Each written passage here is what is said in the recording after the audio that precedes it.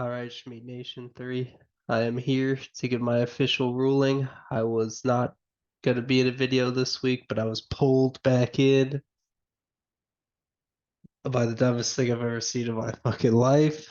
From one hand, so let's dive into it. I think right off the bat, as we discussed yesterday, every single thing from the let's see, the Justin Tucker for Austin Eckler Joe Mixon trade is going to have to be completely wiped. No questions asked at all. I mean that doesn't need to be explained at all. And then there was like 1,000 different trades that all butterflied off of that. There's no way for me to just press a button and revert the trades.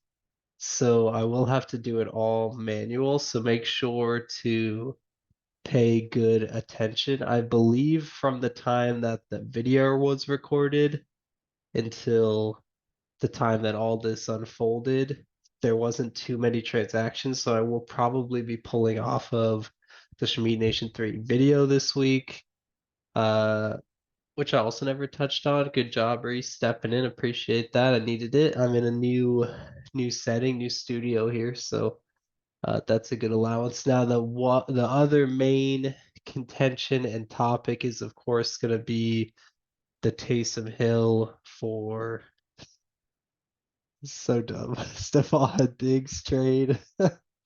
Um, and the ruling on that. I've reached out to quite a few commissioners at this point, and all got more inputs and opinions just to understand because I am very anti getting into the inner workings and dealings of trades. I'm in voting leagues and it's just the worst. Like it's super dumb. I want the precedent to be that we're all grown men and we make respectable trades and also to just trust the process. Like it's fantasy football, it can go whatever way. In the case of this situation, I have come to the conclusion that I think it's best to reverse the trade.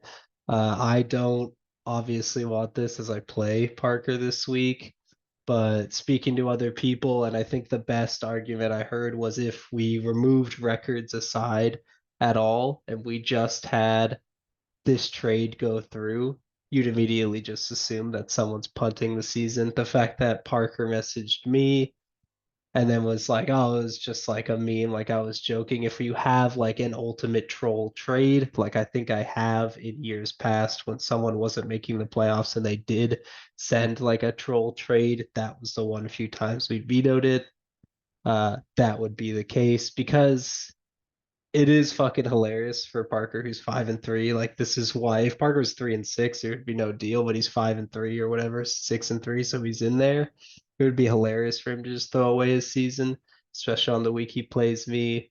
But it does impact the greater league. Seth plays a handful of playoff teams. It could impact their things and everything else. So I think for the integrity of the league, we're not a clown league. I am going to keep it in uh, just because league history is very top of mind for me. And Seth brought up that I didn't do anything when he dropped Joe Mixon, and then I said I don't think that was brought into the limelight, and then it got clowned on.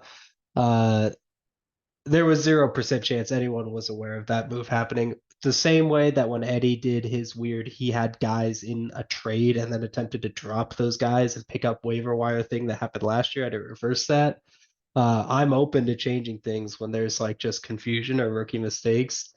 But Bradley Goodell was 2-0. If it got brought up that Joe Mixon was on the wire, the entire league could have picked him up and no one did. So I don't feel like those are relating subjects.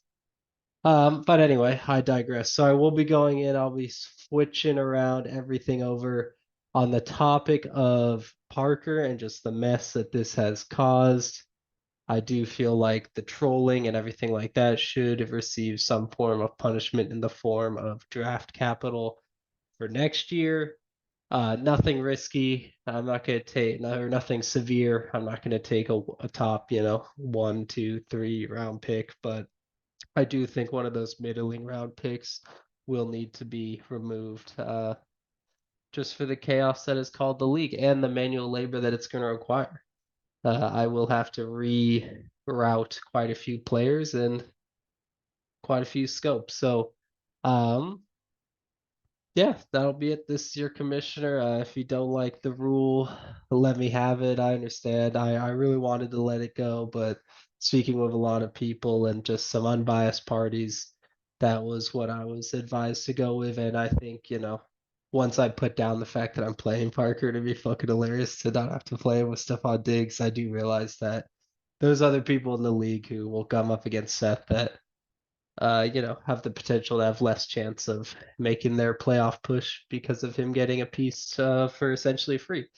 So I will reverse that. I mean, Taysom Hill's been putting up like 20 some odd games, so I don't necessarily think that it would have been the worst trade that ever happened, but I do think we all sit here and go, I'd rather have Stephon Diggs. So that's gonna be it. It was quite the clown party last time.